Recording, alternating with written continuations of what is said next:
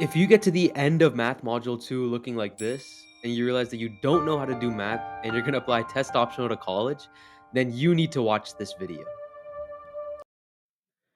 If you're stuck on math module 2, then you've come to the right place.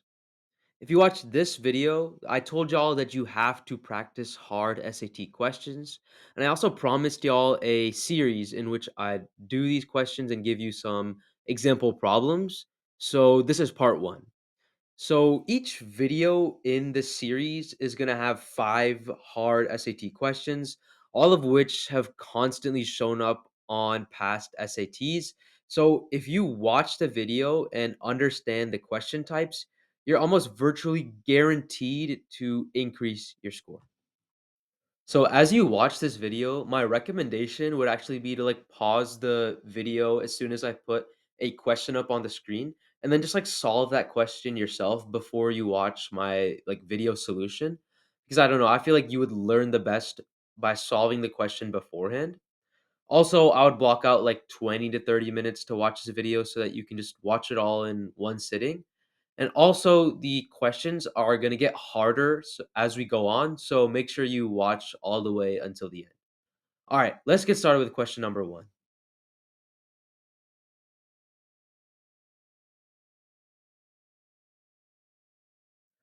All right, starting off with the first question.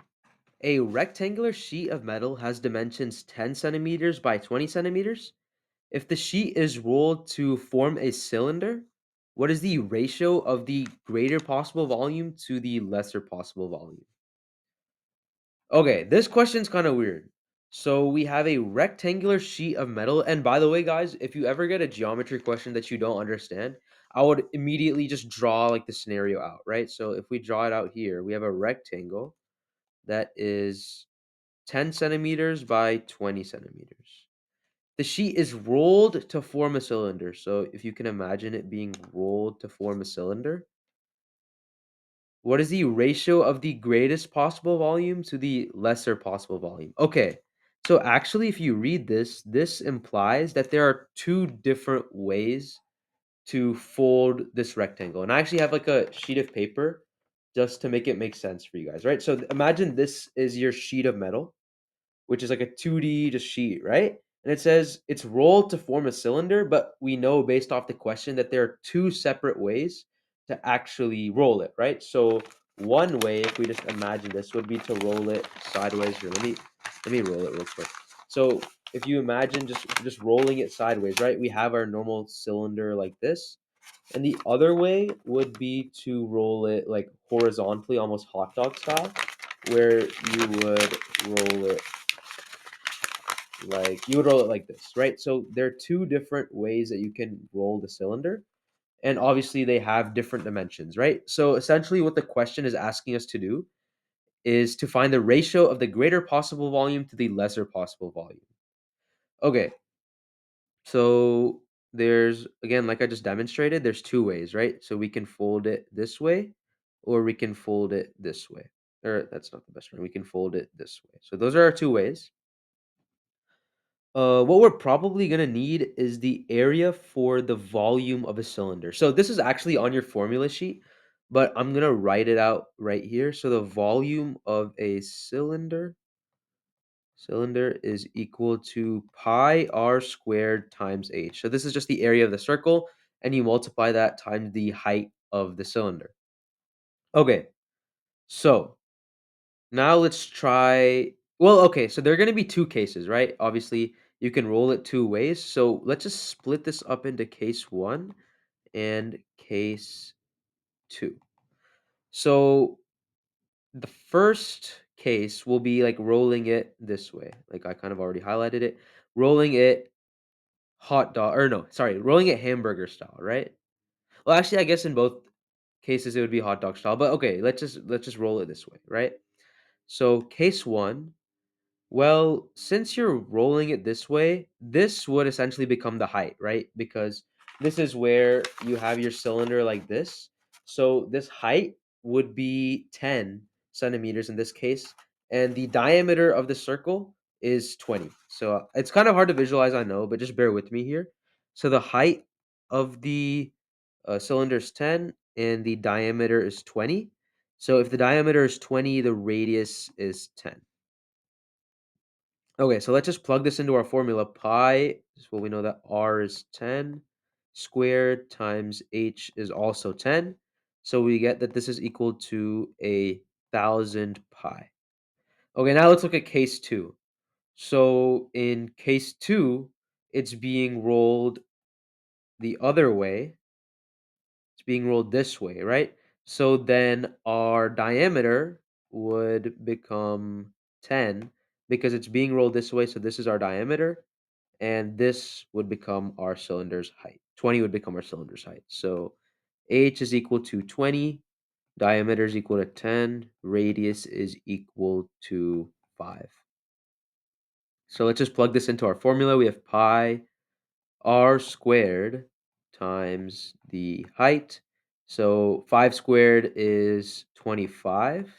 Sorry, 5 squared is 25, and you have multiplied by 20. So this is the same thing as 500 pi.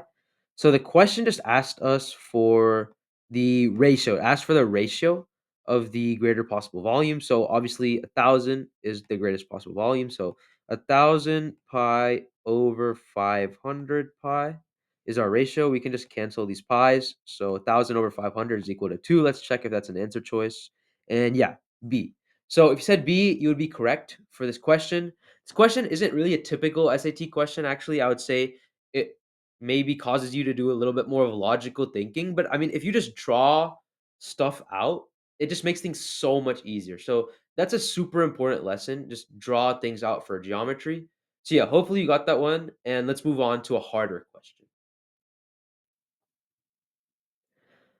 Okay, so let's go on to question number two. So the given system of equations is 2x minus 3y equals 5, k times x plus y equals 4x minus h. In the given systems of equations, k and h are constants. If the system has infinitely many solutions, what is the value of k plus h? Okay, so this is probably a question that you guys are more familiar with. So it's a systems of equations, right? So what we need to take note of is the fact that the system has infinitely many solutions. That's going to be pretty important. And it's asking us for the final value of k plus h. Okay, so whenever I have a systems of equations and like they're not really put together in the same way, right? I mean, this equation's all out of order. Like, I think the first thing that you should do is reorganize them so that all of like the terms line up, right? And I'll show you how to do that. So the first equation is fine as is, right? 2x minus 3y equals 5. Don't really have any problem with that. But now let's rearrange the second equation to look like the first equation. So let's expand out this term. So we have kx plus ky equals 4x minus h. So now we want to get our x's in this line, our y's in this line, and our constants here. So let me rewrite that. 2x minus 3y equals 5. And we have kx. I'm going to bring this 4x over. So kx minus 4x. Let me actually get rid of these circles right here. Kx minus 4x plus ky is equal to negative h. And remember, k and h are constants. So, since they are infinitely many solutions, these equations are just a proportion of each other, right? So, a handy formula to know, right, is when they are both here. Let me write this formula out real quick. B over E and C over F. Okay, so whenever you have something like this, right, the infinitely many solutions types of systems of equations will be a proportion of each other. So in this case, if you take our system, A is going to be the x of like the first equation. So we have 2. So that's going to be directly proportional to k minus 4.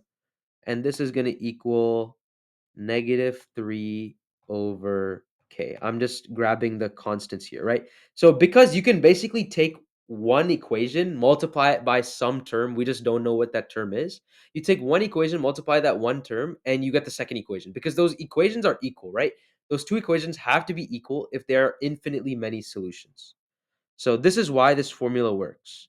And basically what it wants us to do is solve for k plus h. So we basically need to figure out what k and h are, and we can solve the question that way, right? So now that we have this formula, we can simply set up a ratio between the coefficients of the system of equations, right? So we don't really need to worry about this for now. Let's try to solve for k first, right? So I set up 2 over k minus 4 is equal to negative 3 over k. So hopefully that makes sense. If you guys still don't understand, make sure just drop a comment below and I'll try to answer your question to the best of my ability. But now that we have this kind of ratio set up, we can just multiply these out to solve for k. So I'm just going to cross multiply here. This is equal to 2k is equal to negative 3 multiplied by k minus 4. So again, just keep multiplying this out. We get negative 3k plus 12. So we get 5k is equal to 12. K is equal to 12 over 5. Okay, so now that we have k, what we can do is we just need to find h. So if I go back and just use this again, right? I can just use this a over d equals b over e equals c over f equation again. So I'm just gonna kind of copy the same thing. Well, actually, I'm gonna use this part of the equation because that's just a little bit easier to work with. So we have negative 3 over e, which is k, and we know that k is 12 over 5. We know that this is equal to this right here, over 5 over negative h. Again, just cross multiply. So we have 3h is equal to 12. H is equal to 4. So we know that h plus k is equal to 4 plus 12 over 5. So this becomes 20 over 5 plus 12 over 5 equals 32 over 5. So let's go and see if that's an answer choice. Yeah, it is. So if you said C, you would be correct. The trick for this one is that you just have to know that there's some proportion between two equations when they have infinitely many solutions because those two equations are the same exact line, right? So we just used this. I know this looks a little bit confusing, right? But just try to match that up to like the system of equations itself, right? So I took the coefficients here, right? I took 2 and I took both k and negative 4 because they're both related to x. They're both being multiplied by x. So you can take k and negative 4 as your coefficients there, and you set a over d, which in this case are 2 and k minus 4. And I set that equal to negative 3 over k, which is your coefficients attached to the y's. So because there's just some value that works there that you can multiply them by, you can just set that proportion and I solved for k. I got k is equal to 12 over 5. And then I just set up another proportion involving h, solved for h, and just added them together. So that does look a little bit complicated on the face of it, but I think if you just reason about the way infinitely many solutions works, you'll be able to get that question correct. Okay, so I just went over the algebraic solution, but if y'all want to see the Desmos solution, I'm gonna go over it right now. I just want to show y'all the algebraic solution first because if you don't learn how to do things with algebra and you just basically become a Desmos bot, then it's gonna be really hard for you to score like 770, 780 plus on the SAT math because there's gonna be inevitably some problems that you can't solve with Desmos no matter how hard you try. That's actually the whole point of this series, right? So make sure you learn how to solve things algebraically. Okay, but let's look at the Desmos solution. So if you didn't really understand my algebraic solution, this should make a lot more sense. So I'm just going to head over to Desmos and type in this equation. So 2x minus 3y equals 5. And the second one was kx plus y equals 4x minus h. So we're gonna want to add a slider for h, and I don't know why it's not prompting me, but we should also add a slider for k. And now we basically just need to match these until they are equal, right? So looks like k is just some positive value, and now we want to mess with here 2.4, and we want to mess with h until it becomes the same. So h was 4. And obviously, I know the values beforehand, so I can basically figure out where they're equal to each other. If you didn't know where they were, you would kind of have to mess around with the dials and figure out like where do these two lines match perfectly. Again, if the two lines match perfectly on Desmos, then you want to like that just means that they have infinite solutions, right? So if I just click if I just don't show the purple line and the green line's like right over the purple line, that means that they are infinite solutions, right? So now all I have to do is do k plus h, and I get 6.4. So if I go back to the answer choices, none of them are in decimal form, so I just convert each one to a decimal and just see whether it matches. So 12 over 5 doesn't match, 4 doesn't match, but as we know, 32 over 5 will match. So you could have done it a lot quicker with Desmos, but I mean, there are going to be problems where it's going to be some crazy fraction. Let's say h was like 4.73 and k was 2 like 8, 9, like you would never find those values, right? Or let's say k was like 1,000, right? You can easily do it with algebra, but with Desmos, it would be really hard to find the solution to that question. So again, make sure you know how to do it algebraically, but this was the Desmos solution. Also, if you want to see more questions like this, I actually built an SAT prep app. It's called Tutorial. Links in the description. You can go and take a free practice test right now. It's super helpful. So I would actually go and check that out after this video if you want more hard practice questions. And also if you're enjoying the content so far, I would really appreciate subscribing and liking the video. This is like a brand new channel, so every time you like engage with the video, just kind of tells like the YouTube algorithm that you like the content, right? But yeah, let's get into the next question. So if okay, question number 3 is a percentage question. The number A is 250% of the number B. The number B is 60% of the number C. If the number D is 30% of the sum of A and C, what percentage of B is D? Express your answer as a number, not a percentage. Okay, that's a lot of information. Yeah, that's a lot of information. So what I'm going to do is I'm going to just write down everything in terms that I understand. So A is 250% of B. We know that B is 60% of C, and we know that D is 30% of the 30% of the sum of A plus C. Okay? And it's asking us what percentage of B is D. So D is what percentage of B. Okay? So let's actually convert this to decimals.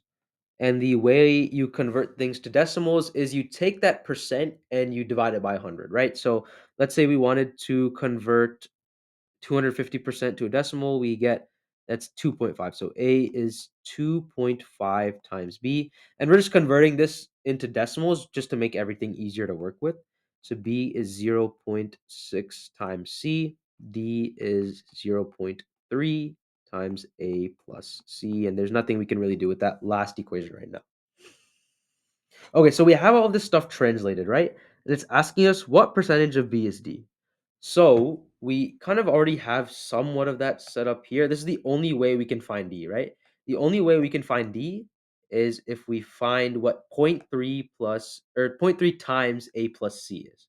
But luckily, B is related to A and B is related to C in some way. So we can just do some substitution and find out the relationship between B and D because that's basically what the question's asking, right? So let's try to substitute this term so that it's in terms of B. So we know that this term right here, we already know that A is 2.5B. So this is 2.5B. And we know that C is B divided by zero point 0.6. So I'm just simplifying this equation to get it in terms of C so we can substitute. So let's just rewrite that. D is 0.3 times A plus C. D is equal to zero point 0.3 times 2.5 plus 1 over zero point 0.6 time and this is both times B. Okay, so 2.5 over 1 plus zero point 0.6. I mean, you could just plug this into a calculator, but let's just solve it. So 1 over zero point 0.6 is the same thing as 100 over 60. and that's the same thing. Or okay, I guess it's easier to do 10 over 6. So we'll just leave this as 10 over 6. And then 2.5 is the same thing as 15 over 6, I believe. Yeah, that does make sense. So we can just do 0.3 multiplied by 25 over 6 is equal, or multiplied by b is equal to d. So that I think is, well, okay, I'm just gonna plug this into a calculator. Okay, so we get 0.3 times 25 over 6. That's equal to 1.25. So we get 1.25 times b is equal to d. And let's go back to our original thing. Let me just move this over here. Let's actually rewrite this. We get d is equal to 1.25b. So we know that the decimal value is 1.25. Again, if we just multiply that by 100, convert it to a percent, we get d is equal to 125% of b. So the correct answer here is C. So yeah, I mean that's a pretty difficult question. I think if you just write everything out and convert to decimal form, it just makes a lot more sense. I guess what you really had to notice, what you really had to notice was that there was only one thing relating to D, so you basically have to figure out what A plus C is in terms of B. And then you just plug everything in and you solve and you'll get 125%. So yeah, I mean that one's pretty difficult. I don't really see how you would use Desmos. I guess you could plug all of this stuff in as variables to Desmos, but I mean they're both basically the same thing, right? You just have to know the logic of solving that. Let's actually try to do it on Desmos as well. I think it's actually doable. So we know that A is 2.5 times B.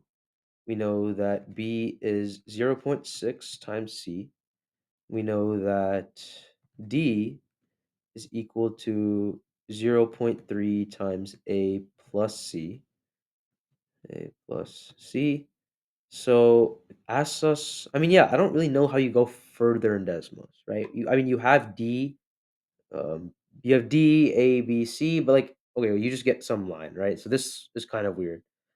Yeah, I wouldn't really know what to do here. So actually, you did need to know all of the algebra to solve this. You can't just go and solve this in Desmos, which is nice to know. But okay, let's move on to the fourth question. The quadratic equation x squared minus 8x minus 5 equals 0 has a solution that can be written in the form m minus the square root of n, where m and n are constants. What is the value of m times n?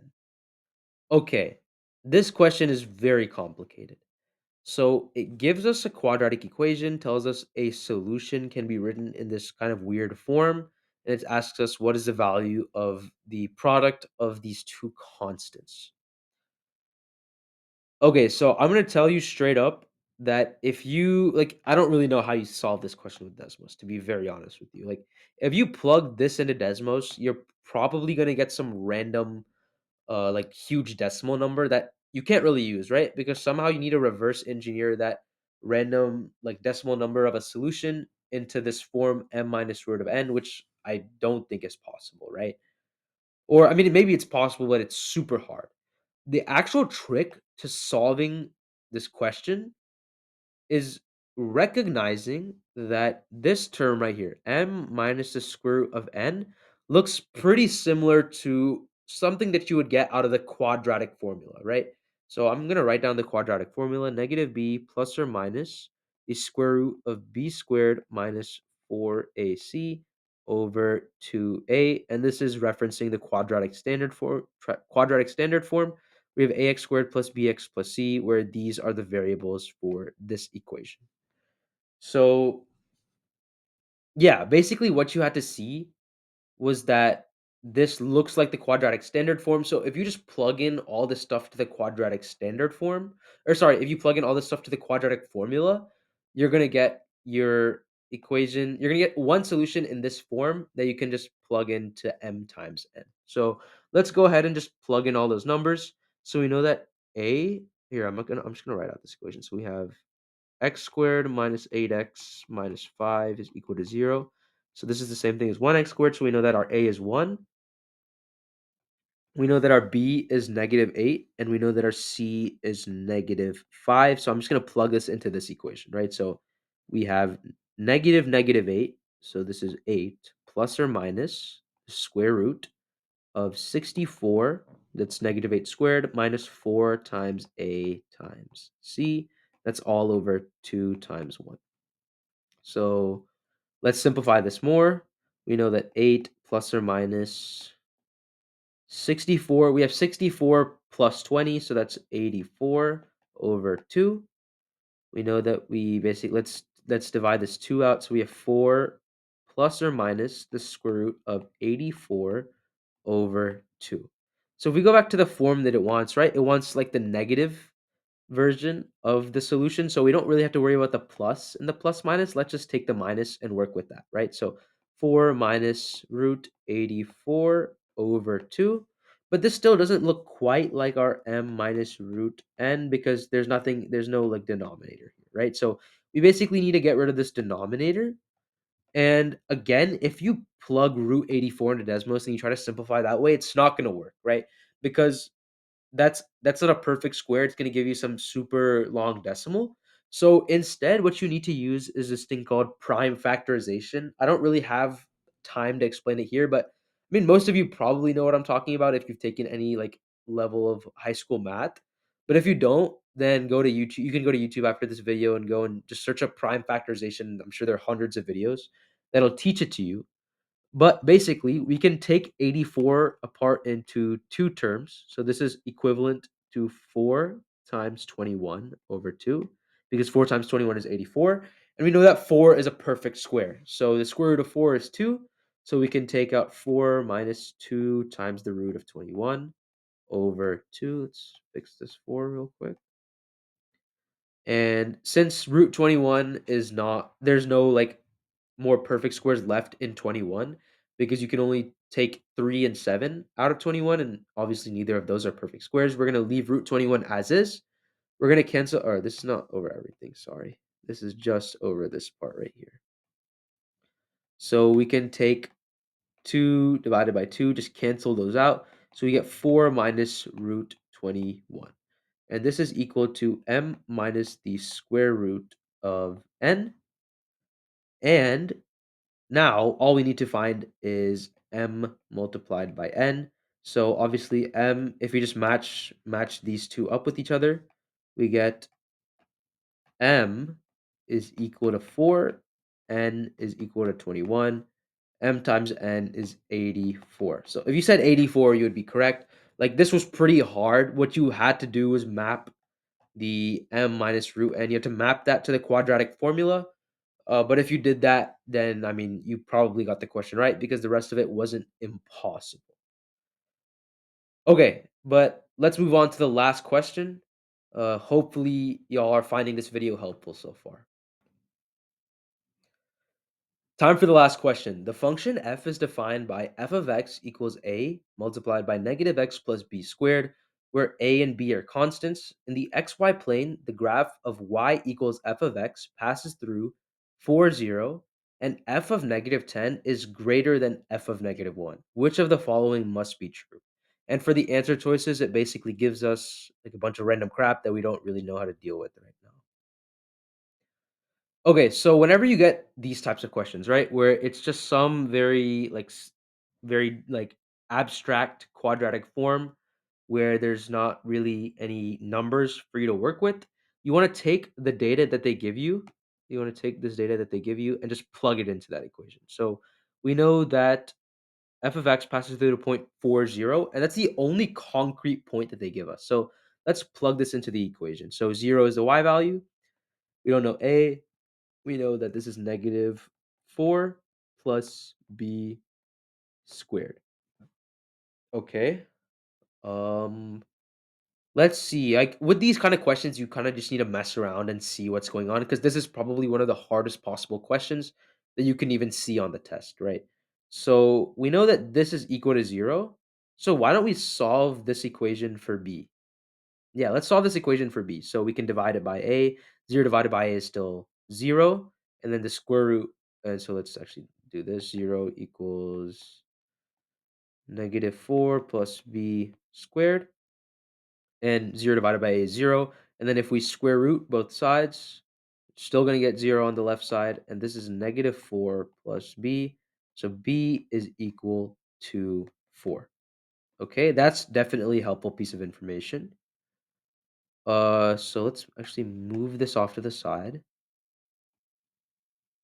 So we know that b is equal to 4, and we know that f of -10 is greater than f of -1.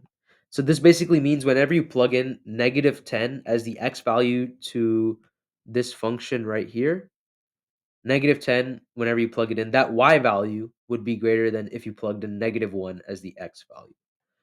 Okay, so let's see what we can do with this. So this gives us an x point. It doesn't give us what the y point is, but we do get an x point. So we get f of -10. So f of -10 is equal to a multiplied by negative.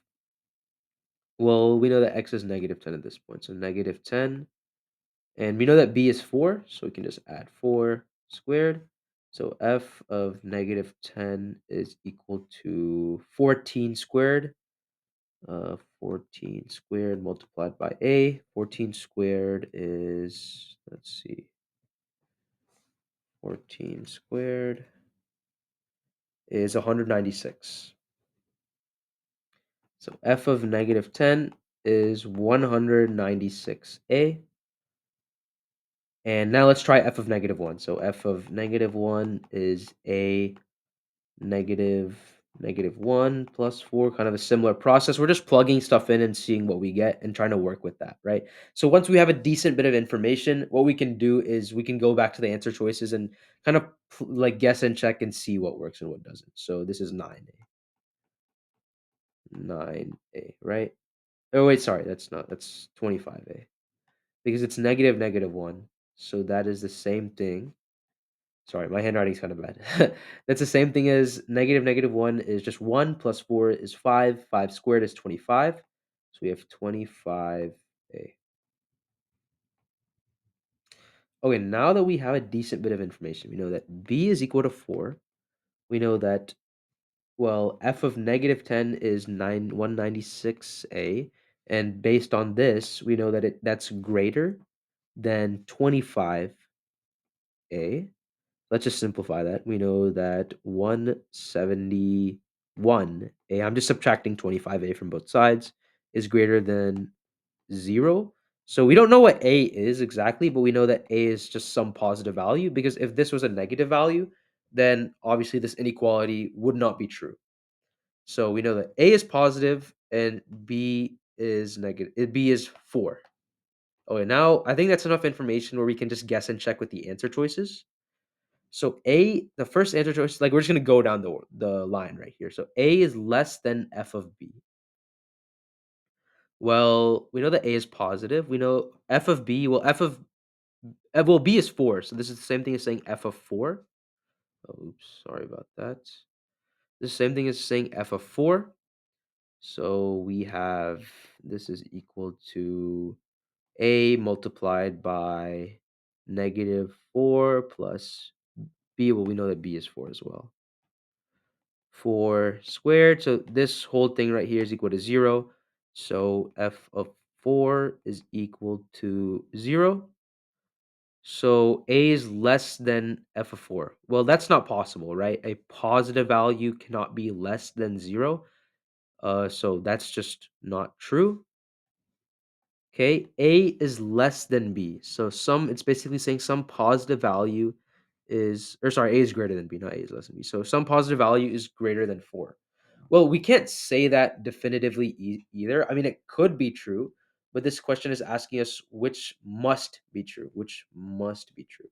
So this doesn't have to be true because there's no way for us to really find A given the information in the question. So this doesn't have to be true because A can be anywhere between 1 and 3 or 1 and 3.99999. So that does not have to be true. It could be true, but it's not 100% true. Okay, C. F of 2 is less than f of negative 2b?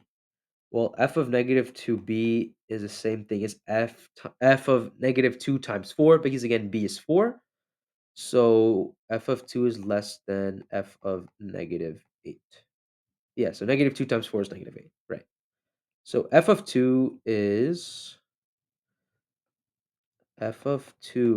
equal to a, which we don't know. Yeah, a times negative 2 plus 4 squared.